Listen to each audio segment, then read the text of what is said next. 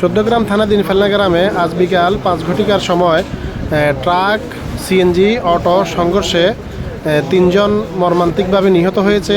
আরও কয়েকজন আহত কুমিল্লা চিকিৎসারত অবস্থায় আছেন। এই সন্ধ্যার পরে চৌদ্দগ্রাম হসপিটালে মানুষের ভিড়, ফায়ার সার্ভিস সহ কেরান গিয়া এই লোকগুলোকে উদ্ধার করেছে। সিএনজি ট্রাকের নিচে ঢুকে যাওয়ার কারণে 2 জন মানুষ একদম শোচনীয় অবস্থায় পড়েছিল।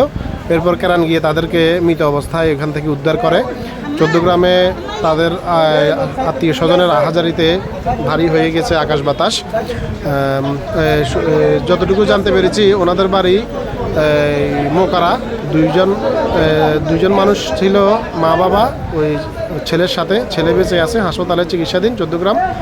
আর মা বাবা 2জনেই মারা গেছে। একই পরিবারে তারা কোথায় জানি যাচ্ছিল। তো সর্বোপরি আজকে চৌদ্দগ্রাম হাসপাতালের আকাশ বাতাস ভারী হয়ে আছে।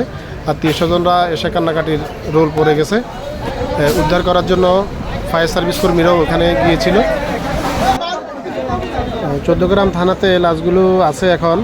আর যারা কুমিল্লায় যাদেরকে প্রেরণ করেছে তাদের অবস্থা অনেক শোচনীয়।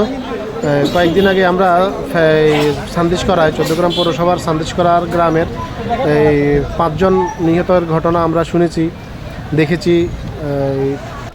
চকরিয়া এলাকায় মর্মান্তিক দুর্ঘটনা হয়েছিল। এই শোক কাটতে না কাটতে সান্দিশকরা থেকে একটু দূরেই ফেলনা গ্রাম, এই গ্রামেই আসলে অ্যাক্সিডেন্ট হয়েছে। যদিও তাদের বাড়ি নাঙ্গলকোট এরিয়ায় মোকরা গ্রামে। তো সকলে তাদের জন্য দোয়া করবেন, যারা বেঁচে আছে তারা যেন সুস্থভাবে ফিরে আসে, আর যারা মারা গেছে তাদেরকে যেন আল্লাহ জান্নাতবাসী করে। ধন্যবাদ সবাইকে।